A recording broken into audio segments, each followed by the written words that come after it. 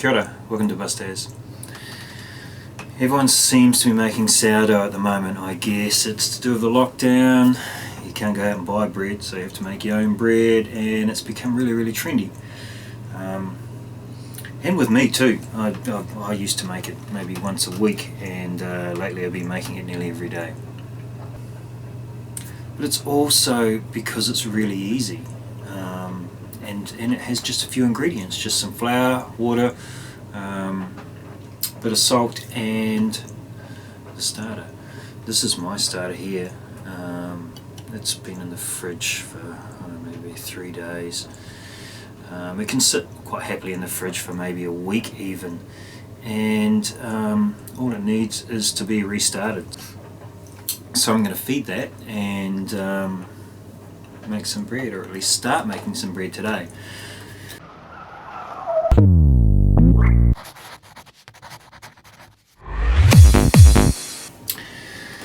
So bread's a little bit sciencey, you know, a little bit of this, a little bit of that. It's not quite a recipe, it's more a formula. So I like to make a sourdough that's about a 70-75% hydration ratio. So what that means is for every 500 grams of flour, I'm putting in about 350 grams of water, and about 10 grams of salt. And that's pretty much my recipe, with the exception of course of my starter. Now my starter, although it's just come out of the fridge so it's quite stiff, is a little over 100% hydration, and so that's where I get from that's where I increase my hydration of my loaf a little bit beyond what I've started with. It's all a little confusing, however it's actually really easy once you get kind of the swing of it. And it just takes a little practice, so once you get used to it and get used to your ratios and stuff, it's actually really quite easy. So the first step is the starter. Now this lid's actually only on loose so that it can breathe if it needs to. Now I want to increase the weight of the starter by about 100 grams because I'm going to use 100 grams of starter in the... I happen to know that a scoop of flour is about 25 grams.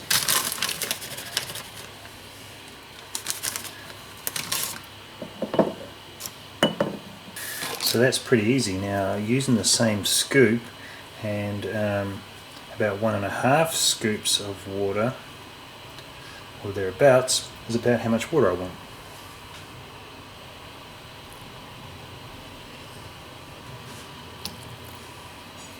And then it just needs a good stir.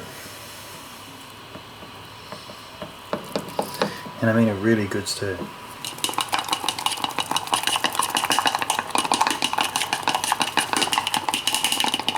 Gets most of the lumps out of it.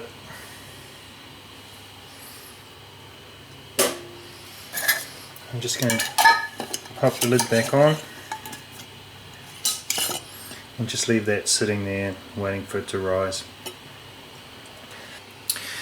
Now my starter is a rye flour starter, made with stone ground, organic, fancy as wholemeal rye flour. However, I've recently had to switch it to just a plain rye flour because I couldn't get the fancy stuff in the lockdown.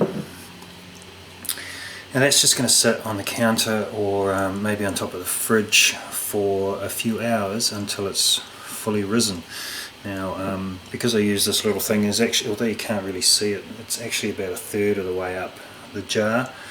So when it gets to 2/3 I will mix together my flour and water ready to start making the dough, and I'll let that sit and get acquainted. I think they call it autolyse, but that's my starter ready. Alright, so my starter has pretty much doubled in size. You can see it's quite swollen at the top there and still growing well. So I'm going to let that continue to do its thing and start making the actual dough ready to put this in. And the only thing I actually measure is the flour. My next cheat is that happens to be 350 mils, which happens to weigh about 350 grams. So here's my water.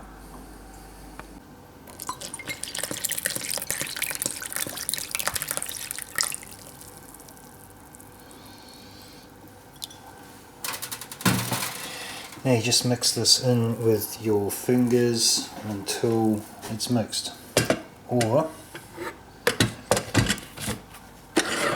chuck it in there. By the time you've got your flour put away and the scales put away, we're done.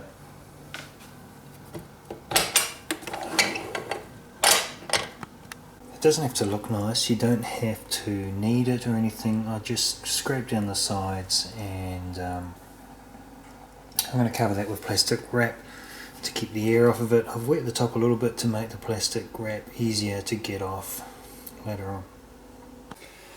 So fast forward a couple of hours and my jar is full and still rising. So this stuff's ready to go in.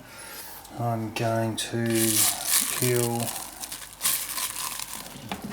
this off just as well. I wet it because it still sticks, and I'm actually going to weigh that as I put it in to make sure I get about 100 grams. So that there's 100 grams, I should say, which represents about 20% of the flour. Something worth noting, the stuff on the spoon will set like concrete, so you want to either wash it off straight away or at least soak it, or whoever does your dishes is going to kill you. And what's left of this should be pretty much what we started with this morning, and that can go back in the fridge for maybe as much as a week. So now I've got my starter in with my dough, which is simply flour and water, and I just mix those two gently together. Or turn that on.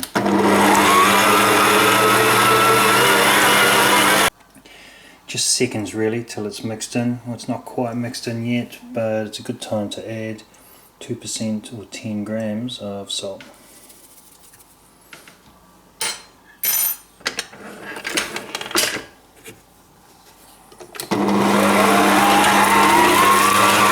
Literally just seconds, maybe 30-40 seconds. I'm not trying to knead this dough, I just want to mix it up as quickly and easily as possible. And that's probably good enough there. So that's the dough mixed. In there is 100% flour. Now mixed with that, based on the ratio to flour, is 70% water and 2% salt and 20% starter, all mixed together, and I'm going to let that sit for half an hour.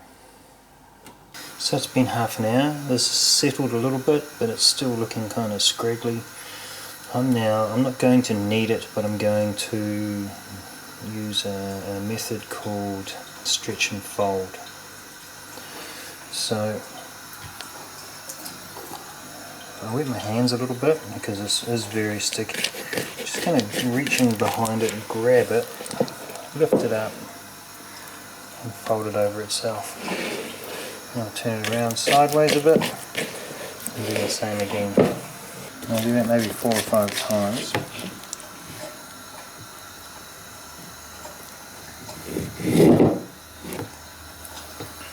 The dough's already feeling like it's got a little bit of strength there. Now I'm just going to let that sit for another half an hour. So I'm going to repeat that stretch and fold process maybe 3 or 4 times, about half an hour apart, until I'm happy with the strength in the dough or the stretchiness. Then I'll let it sit and rise. So after a couple more stretch and folds, I'm just going to let this sit now for a couple of hours and let it rise. That's enough for tonight. Time to kidnap this bread and pop it in the fridge overnight. Okay, it's you come out of the fridge now and sit on the bench to warm up. So this dough has risen and it's probably doubled in size, partly on the bench last night and partly overnight in the fridge. It's now been sitting here until it's starting to warm up, and I'm going to turn it out onto the bench and start shaping it. So I just want to lightly flour the bench to start with.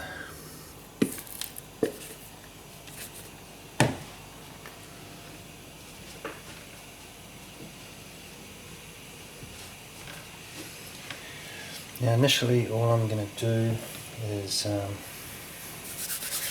stretch it out and just fold it in on itself.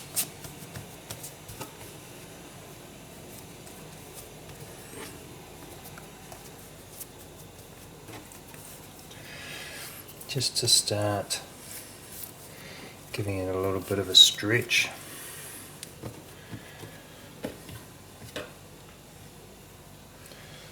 And I'll flip that over.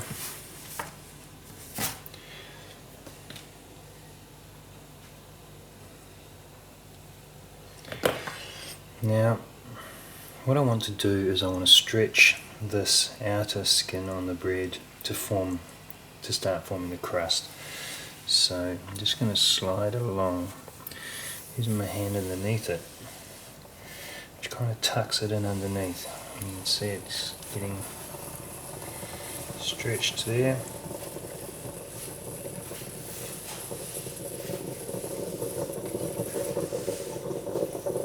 I'm just going to cover that and let it rest for maybe half an hour.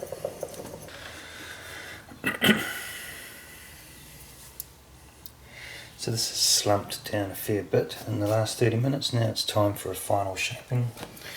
I'm just going to prepare my fancy Benetton by chucking a cloth in there and giving it some flour. Now people will say not to put too much flour in here because you end up with floury bread. The thing is, if you don't put enough flour in here, you end up with bread stuck to the cloth, and that's not a good thing. So I prefer to put too much flour in here, and you can always dust it off the bread later. Now, you don't need one of these, but sure makes the final shaping easier.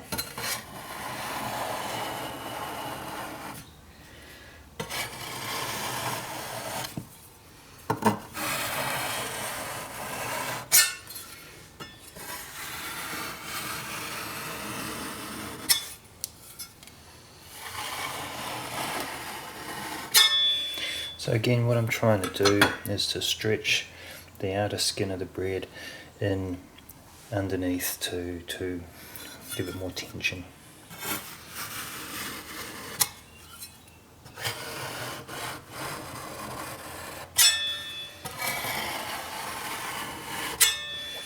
And once I'm happy with that and its rough shape, I'm going to flip it up and put it inside here.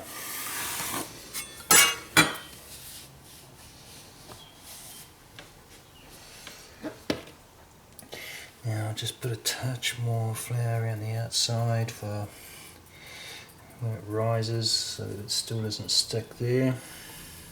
This is going to sit now for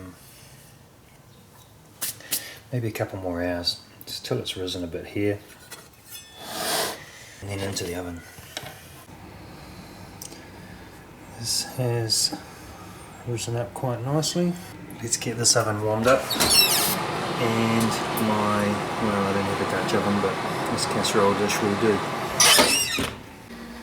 Alright, my oven's hot, so let's get into the exciting bit and see if this dough comes out of my Benetton.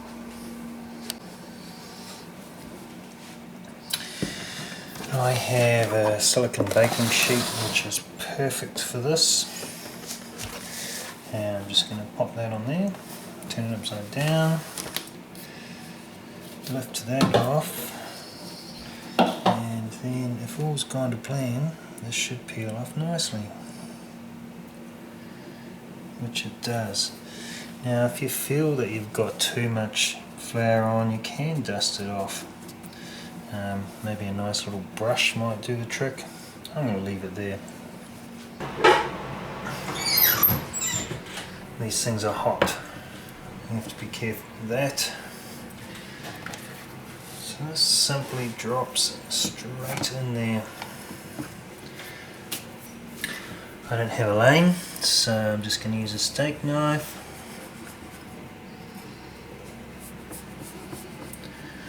Make a not too fancy cut.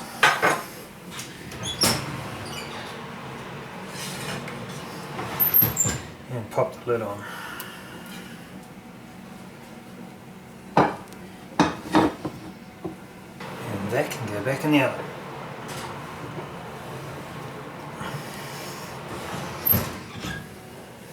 I can turn it down a bit now. And set the timer for 25, maybe 30 minutes. Alright, this has been in here half an hour. Let's have a look.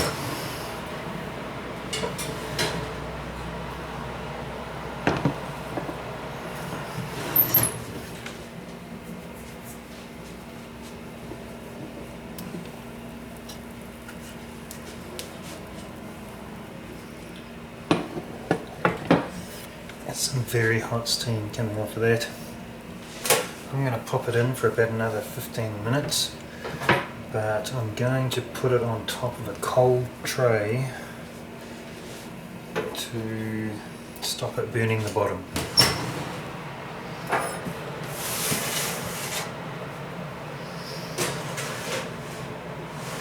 Okay, we're probably cooked. Let's get it out and have a look.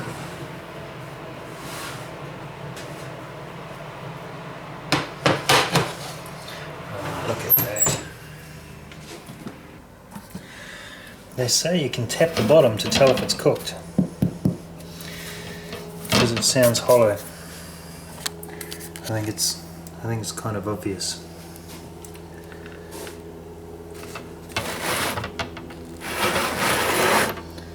So there we are. One beautiful loaf of bread. Now comes the hardest part of all, waiting for it to cool.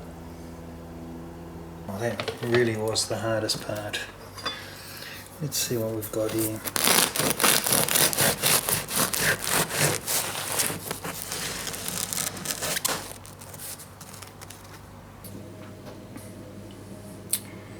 Flour and water, a little bit of salt, and now some butter. And that's like the perfect food. And as you've now seen, really quite easy, albeit it does take quite a long time, so you need a bit of time up your sleeve, but you can kind of work it around work.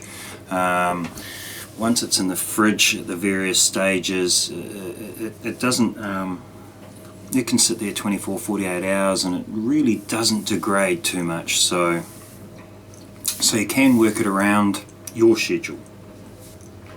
Just to recap the steps, we feed the starter. Now the starter itself will take a little while to make also, although again it's just flour and water. There's plenty of videos on how to do that. Ideally the better the flour, the better your starter, and mine is a rye starter. Which is, and the reason it's a rye starter is because it's pretty much the easiest starter to make and to maintain. Or you can buy starters online. They arrive in a packet and mix it with water and you're away. Now the dough itself, whilst the starter's growing, the dough itself I mixed together, which was just literally flour and water. Let that get acquainted, what's called autolyse, and that starts at building the strength into the gluten, I believe. Then when I mixed the starter into the dough, that was a pretty simple process, of course. When I used the machine, you could do it by hand. and chucked in a teaspoon of salt, or 10 grams of salt. So then the next bit takes a little bit of time, and it's something that you really kind of need to be reasonably present for. Every half an hour or so it needs a stretch and fold. Now I find with the auto-lease I don't need quite as many, and you can feel it turning into a stronger dough. In the first stretch you can feel it's weak, it stretches very easy, but as you go on 2 or 3 times it starts to get quite, you can feel the tension in it, you can feel how it's, I don't know the best way to describe it, you can feel its strength. And then you can do like the window test, where you kind of stretch it out thin and see how thin you can get it before it breaks, because that's the true sign of the strength of the dough. Then into the fridge, and you could leave it there for a day or more, maybe 2 days if you really had to. Or you could not put it in the fridge at all and simply carry on with the process. After that first proving, then what we're doing is we're stretching it out, trying to break any of the larger bubbles and start to form a skin on the outside of the bun. So that's what that process of stretching and folding and stretching the dough out flat and then folding it back in on itself, and the rolling method, which literally stretches the skin of the dough to make it a nice bun shape, you know, and to give that crust its strength. Again, that then once you've got that sitting in your banneton or your bowl, then that can go back in the fridge, and it can again sit there for 24, 48 hours if you need to.